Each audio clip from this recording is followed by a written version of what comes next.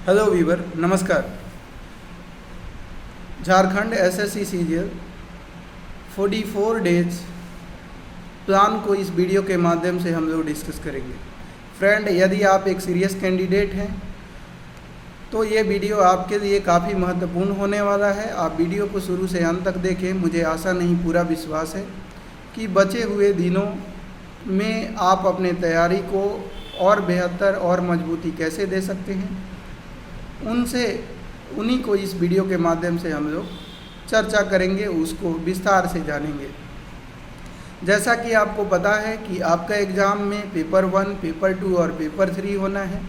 Paper 1 qualifying है और paper 2 और पेपर 3 के ही आधार पर आपकी मेरिट लिस्ट तैयार होगी।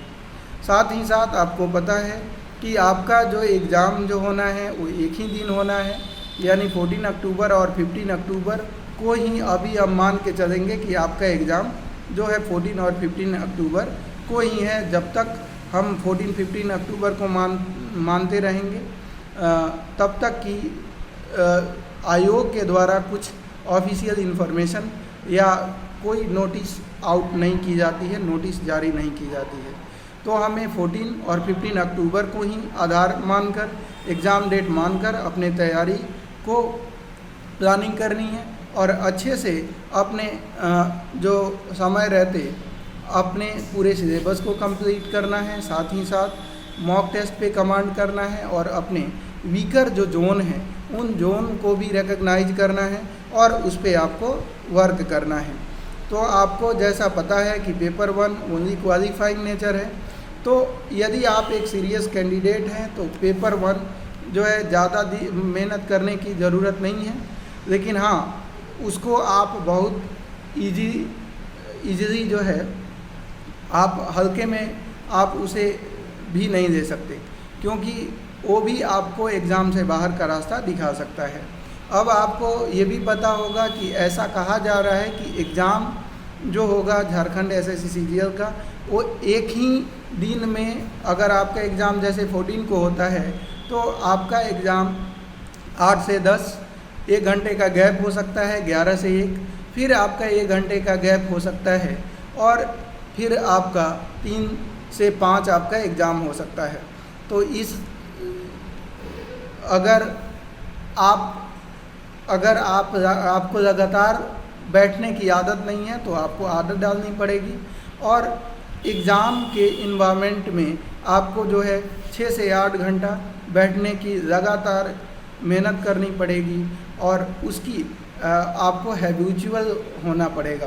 तभी जो है आप जो है एग्ज़ाम में आपको कोई दिक्कत नहीं होगी, आपका जो एनर्जी लेवल होगा वो मेंटेन रहेगा और आप अपने एग्ज़ाम में अच्छा कर पाएंगे। हम बात करते हैं पेपर 2 की और पेपर 3 की, तो यही मेरिट लिस्ट में आपका नाम चमकाएगा या आपको बाहर का रास्ता दिखाएगा। अब प्रश्न उठता है कि क्या जो बचा हुआ जो 44 डेज है उसमें एग्ज़ाम निकाला जा सकता है? तो मेरा मानना है कि नथिंग इज़ इम्पॉसिबल। इस संसार में कुछ भी असंभव नहीं है, सभी कुछ संभव है, बशर्ते आपके अंदर एक शिद्दत से उस चीज़ को पाने की तीव्र इच्छा होनी चाहिए।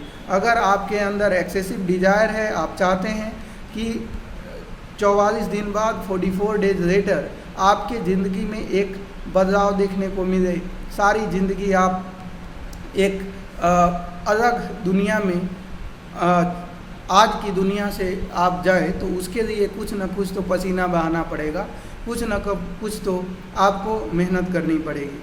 तो इसलिए अभी आपके पास 44 डेज है और निश्चित तौर पे इसमें आप अगर आपने बिल्कुल तैयारी नहीं की है तो आप अब तो पूरा सिलेबस आप नहीं कवर कर सकते हैं, क्योंकि इसका सिलेबस छोटा है नहीं, वास्ट है। लेकिन अगर आपने पहले से तैयारी करी है तो आपको जो है ज़्यादा दिक्कत नहीं आएगी, आपके लिए इनफ समय है। आप अपने जो है प्रिपरेशन को, आप अपने तैयारी को आंक सकते हैं।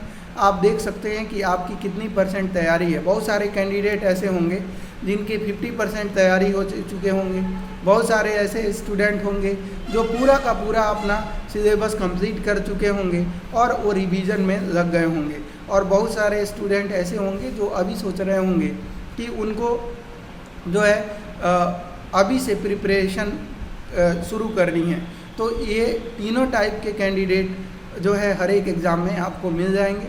लेकिन कभी कभी ऐसा होता है कि बहुत सारे स्टूडेंट जो सिलेबस अभी कंप्लीट कर चुके हैं और अपने तैयारी को और धार देने में लगे हुए हैं, कभी कभी वो आपने सुनी होगी खरगोश और कछुआ की कहानी, तो खरगोश वाली चाल वो चल रहे होंगे और बीच में सो जाएंगे, ऐसा भी पॉसिबल है और कछुआ निकल जाएगा।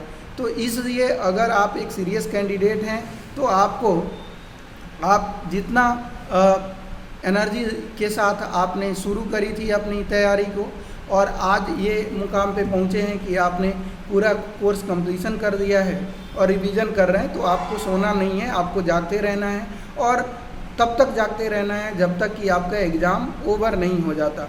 उसके बाद आप 2 दिन सो लीजिए, 4 दिन सो लीजिए, लेकिन अभी आपको जो है जागते रहना है और लगातार अपने स्ट्रेंथ को, अपने एनर्जी लेवल को और बूस्टअप करने की आपको ज़रूरत है। वैसे कैंडिडेट जिनकी तैयारी 75% या 50% हो पाई है, उनको ज़रूरत है कि अगर आप पहले 6 से 8 घंटा पढ़ रहे थे तो अब अपने जो है टाइम को बढ़ा दें। अब कोशिश करें कि 8 से 10 घंटा पढ़ें, 2 घंटा कम से कम बढ़ाना पड़ेगा, क्योंकि आपको बहुत ही जल्द जो है अपने सिलेबस को कंप्लीट करना है। अपने जो है टारगेट के प्रति अगर वफादार हैं तो निश्चित तौर पे जितना जल्द हो सके आप अपने सिलेबस को कंप्लीट कीजिए और ज़्यादा से ज़्यादा जो है रिवीजन करिए। जितना रिवीजन कर देंगे उतना आपके लिए फ़ायदा होगा। अब रिवीजन के बाद आपका काम आ जाता है कि मॉक टेस्ट देना। तो देखिए, आपको टेस्ट जो है अपने तैयारी को आप कितना रिकॉल कर पा रहे हैं, कितना आप जो है एग्ज़ाम में जो भी आपने पढ़ा है उसका बेनिफिट आपको मिल रहा है, वो चीज़ें जो है केवल और केवल मॉक टेस्ट के ही आधार पर आप डिसाइड कर पाएंगे कि आपको कौन सा सेक्शन जो है पढ़ने के बावजूद उसमें आपको क्लियरिटी नहीं है, कन्फ्यूजन है, गलत आप अटैम्प्ट दे रहे हैं, वो सारी चीज़ें मॉक टेस्ट के माध्यम से ही आप कर पाएंगे। तो दोनों टाइप के कैंडिडेट जिन्होंने सिलेबस कंप्लीट कर दिया है और जो सिलेबस जिन्होंने 50 to 75% कंप्लीट किया है, ये दोनों अपने पूरे सिलेबस को पहले कंप्लीट करें, रिवीजन करें और ज़्यादा से ज़्यादा मॉक टेस्ट दें। और अलग अलग जो है एक ही टाइप का मॉक टेस्ट नहीं दें। मार्केट में आप जानते हैं कि ढेर सारे मॉक टेस्ट अवेलेबल है। वो मॉक टेस्ट किसी का थोड़ा सा अच्छा लेवल का मॉक टेस्ट कुछ लोग बनाते हैं, तो कुछ लोग जो होते हैं वो लो लेवल का मॉक टेस्ट तैयार करते हैं। तो आपको कोशिश करनी है कि हर एक टाइप के सिचुएशन के लिए आप तैयार रहें, अपने आप को रेडी रखें। तो आप कोशिश करें कि अलग डिफरेंट टाइप के मॉक टेस्ट दें और ज़्यादा से ज़्यादा अपना वीकर सेक्शन जो है, जिसमें आपको लग रहा है कि इसमें कन्फ्यूज़न क्रिएट हो रहा है, प्रॉब्लम आ रही है, तो उस पर आप जो है काम करें, ज़्यादा से ज़्यादा मेहनत करें। निश्चित तौर पे आपका एग्ज़ाम अच्छा जाने वाला है। अब आपको पेपर मैं 2 की बात करूं तो हमें पता है कि आपने लैंग्वेज कोई भी पेपर आपने दे दिया होगा और मोस्टली मैं कैंडिडेट को देखता हूं कि उनको लैंग्वेज में कोई ख़ास दिक्कत नहीं आने वाली है। जब पेपर 3 की मैं बात करता हूं तो पेपर 3 में बहुत सारे आप जानते हैं कि इसका सिलेबस बहुत बड़ा है और इसमें जो है प्रॉब्लम आती है। तो दोस्तों, अगर आप जो है अभी 44 डेज में प्लानिंग आपने किया है कि आपको पेपर 2 भी पेपर 2 और पेपर 3 निकालना है, तो उसके लिए आपको अब ज़्यादा समय नहीं है। आपको अब शुरू से और लास्ट तक पूरा सिलेबस आप अब से स्टार्ट करके और ख़त्म नहीं कर सकते, ये संभव नहीं है। हाँ, लेकिन ये भी मैं नहीं कह रहा हूँ कि आप इस एग्ज़ाम को टारगेट नहीं कर सकते हैं, बिल्कुल टारगेट किया जा सकता है और मेरे ऐसे बहुत सारे जानने वाले लोग हैं जिन्होंने यूपीएससी, बिहार एसएससी सीजीएल और बीपीएससी के प्री एग्ज़ाम को निकाला है, तो आप भी निकाल सकते हैं, इसमें इफ बट का कोई सवाल नहीं है।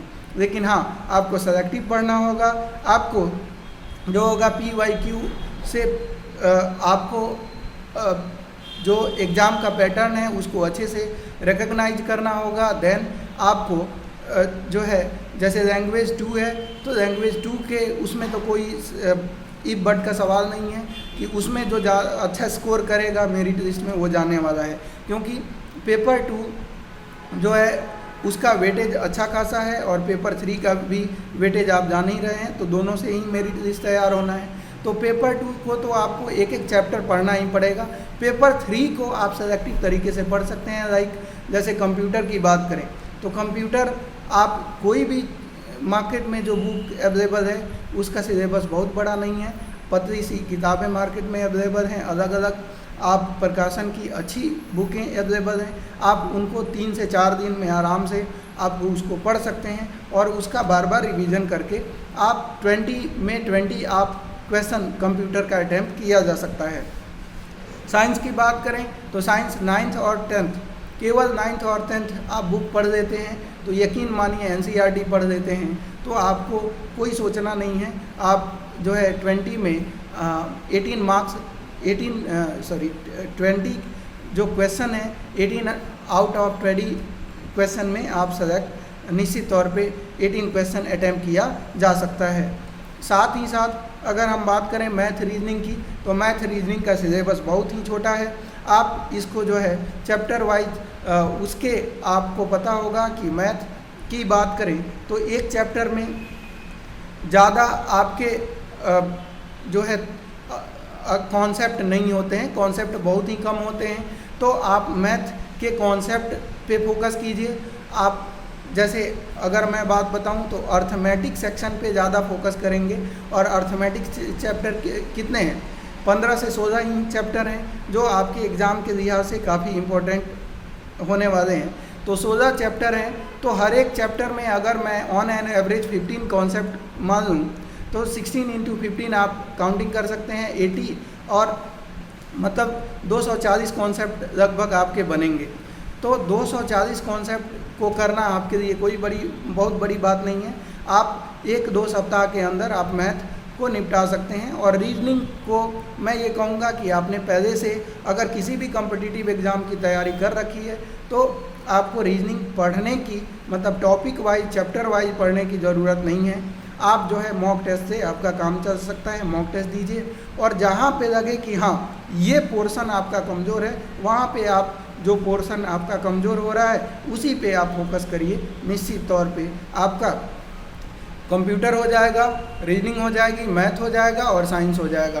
तो ये एक मेजर चंक्स हैं और इसको आप कम समय में ज़्यादा से ज़्यादा औरों के कंपेयर में स्मार्ट तरीके से आप कर सकते हैं और औरों से आगे आप निकल सकते हैं। तो इस तरीके से अपने आप को आपको मेंटेन करना है और आपकी टारगेट होनी चाहिए कि चाहे कोई भी हो, आप बिगनर हैं, चाहे आपकी तैयारी 50 से 75% है या आपकी तैयारी फुली है, पूरी 100% है, आपको कोशिश करनी है कि अपने हेल्थ का ख्याल रखें, अपना ख्याल रखें और अपने गोल को, अपने दिमाग को किसी तरह से डेविएट न होने दें। सारी दीन दुनिया भूल जाइए, 44 दिन अपने आप को कोशिश करिए कि जो सोसाइटी जो है, सोशल वर्क जो है, उनसे अपने आप को दूर रखिए। कोशिश यही होनी चाहिए कि केवल और केवल आपका एक ही टारगेट है और वो टारगेट जो है आपके दिमाग में जो है 24 घंटा दौड़ रहा है वो है सीजीएल और कुछ नहीं। इतना आप कर लीजिए, निश्चित तौर पे आप कामयाब होंगे। हमारी शुभकामनाएं आपके साथ हैं। दोस्तों, इस चैनल पे नए हैं तो चैनल को सब्सक्राइब कर लीजिएगा। वीडियो पसंद आया हो तो लाइक कीजिए और अपने दोस्तों में शेयर ज़रूर करें। धन्यवाद।